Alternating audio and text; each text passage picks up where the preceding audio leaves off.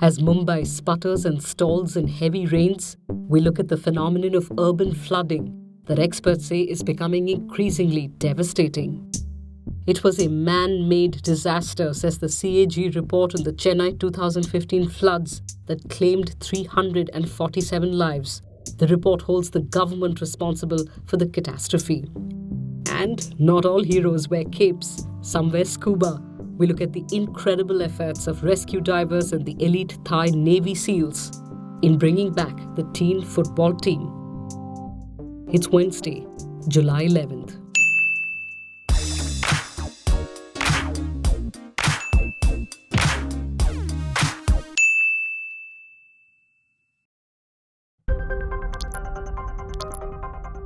If you don't live in Mumbai, it's perhaps easy to dismiss the annual reports of flooding of train tracks, the city's lifeline, its roads, and its crumbling infrastructure as same old, same old. Then there are those who extol the so-called resilience of Mumbaikars, as if the average Mumbaikar has any choice but to show up. For the record, Mumbai received its highest 24-hour July rainfall in 4 years. But it isn't just Mumbai. Urban floods are no longer sporadic. They are becoming regular. And as the Centre for Science and Environment report says, increasingly devastating. Let's look at the overall figures first. A 2015 World Resources Institute report put India in the top 15 countries with the number of people affected by flooding. A UN report on disasters says India's average annual economic loss due to disasters is estimated to be $9.8 billion. This includes more than $7 billion loss simply on account of floods. How is urban flooding different from rural flooding? The National Disaster Management Authority of India says urban flooding is significantly different from rural flooding as urbanization leads to developed catchments, which increases the flood peaks from 1.8 to 8 times and flood volumes by up to 6 times. So, flooding occurs very quickly due to faster flow times, in a matter of minutes in fact. Urban areas are densely populated. In most of the cities, damage to vital infrastructure has a bearing not only for the state and the country but could potentially have global implications. The increasing trend of urban flooding is a universal phenomenon and poses a great challenge to urban planners the world over. So how do India's major cities fare on planned growth and how equipped are they to accommodate the surging population without imploding? An urban governance study, a survey of India's city systems, which looked at the ability of 21 of India's major cities to implement development plans, showed no Indian city was prepared. The cities scored between 0 to 1.8 on a scale of 10. The Tamil Nadu government has finally tabled the CAG, the Comptroller and Auditor General report that looked at what led to the floods in Chennai in 2015. The report categorizes the floods that killed 347 people, a man-made disaster, and the audit agency held the government responsible for the scale of the disaster. Here is a detailed look at why Chennai went under in 2015 and could it happen again. Chennai is almost flat, like a pancake, with mean elevation of about just 6 meters. Many localities in Chennai, in fact, are at sea level, making drainage difficult. Since free runoff is tough, and effective stormwater drainage becomes a must. The sewage system in Chennai was originally designed for a population of just over 500,000 at 114 litres per capita per day of water supply. Today, the population of Chennai is pushing 8 million. Of course, the sewage system was upgraded in the early 90s, but remains much below capacity. Also, the city has only 855 kilometers of storm drains against 2,847 kilometers of roads. Now, all that shouldn't have mattered as much because Chennai is blessed uniquely with an excellent natural drainage system. With Kosasthalya River in the north, Kuam River flowing through the center, Adayar in the south and 24 macro drains, Chennai was, well, sorted. There is Buckingham Canal too, once a crown jewel, but I'll come to that in a moment. Mindless urban expansion, Professor Janakarajan of the Madras Institute of Development Studies says, led to clogging of the rivers, reducing their carrying capacity. in the 2015 flood, Adayar River carried 1,06,000 cubics of water, which cannot, the Adayar River does not have kind of a carrying capacity. And the Kuvam River carried 98,000 cubics of water, and the Kuvam River does not have that kind of a carrying capacity. So suddenly all the entire adjacent area, neighborhood of these rivers are flooded. In the upstream of Chennai city is Tiruvallur and Kanjipuram districts that have about 3,700 water bodies, small, medium and large.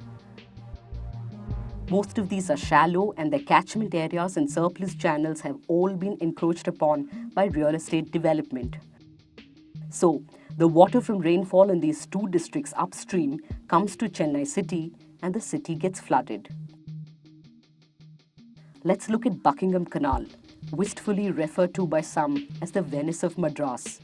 Constructed as a navigation waterway, Buckingham also played a key role in managing flood water. The canal was gridlocked with the three rivers that cut across Chennai, Kosastalayar, Kuvam and Adayar, rivers that overflowed, leading to the 2015 deluge. The Buckingham Canal, Professor Janakarajan points out, served as a receptacle or a container of flood waters from multiple micro and medium drains apart from the three main rivers, making it critical for Chennai. Buckingham Canal today has gone from its original width of 100 meters to about 30. Shallowed down completely, the Kosastalayar and the Buckingham Canal. They disconnected the Buckingham Canal. They disconnected the river, and the entire ecosystem is damaged. Sharing Buckingham Canal's ecosystem is Ennore Creek. Spread across 8,000 acres, it was once famous for its rich biodiversity and helped mitigate flooding. The campaign to save Ennore, though at least 2 years old, has gathered momentum with actors like Kamal Haasan lending their celebrity. The creek, activists argue, is what kept the city from going under when extreme weather pushes rainwater forcefully from the two rivers to meet the sea. Under a 1996 Coastal Regulation Zone notification, the Tamil Nadu government protected 6,500 acres of the creek. But the creek has been encroached upon by a thermal power station. The government even allowed diversion of 1,000 acres to the state-run Kamraj Port Limited. The story repeats itself across Chennai's wetlands and marshlands. The Chennai city has got, for instance, again very unique wetland system. One is the Pallikernai marsh, the marshland, which originally had something like 8,000 hectares of land. Today, it is spread as an IT corridor. You've got a big road, you've got a National Institute of Ocean Technology, you've got a Kamachi Hospital, you've got a global health city, then you've got all kinds of software industries, everything is located. And now 8,000 square hectares of marshland, wetland, it is now reduced to 500 hectares. And naturally, this area got flooded so heavily. In 2015 flood, even now with a very 6 days or 7 days of rainfall, the marshland got flooded. It is because this is marshland.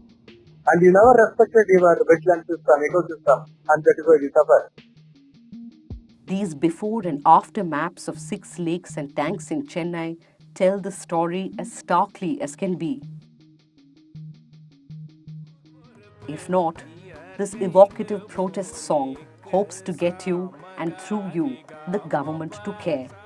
Some lands must be kept in common for use by all. Such lands are classified in Tamil as Porambokku.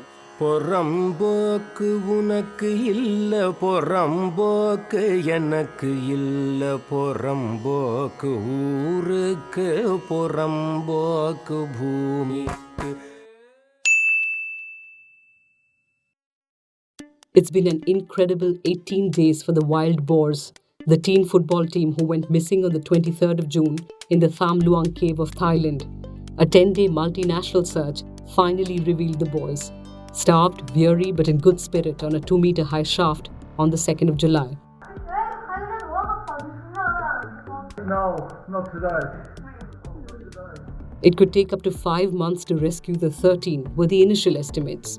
But against all odds, the first 2 boys emerged from the cave within a week on Sunday. Let's take you through the rescue efforts so far.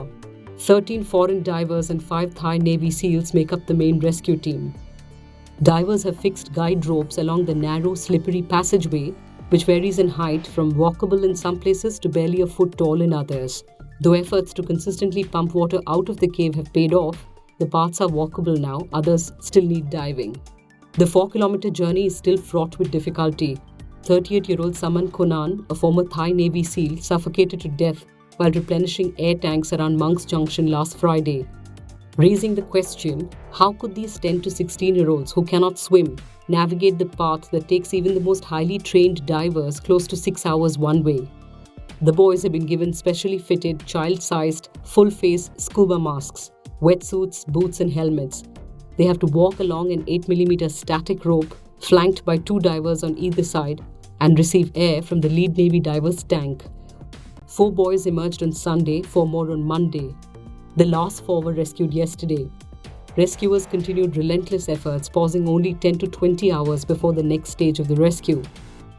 It's been 18 days, high on emotion, hope, bravery and resilience.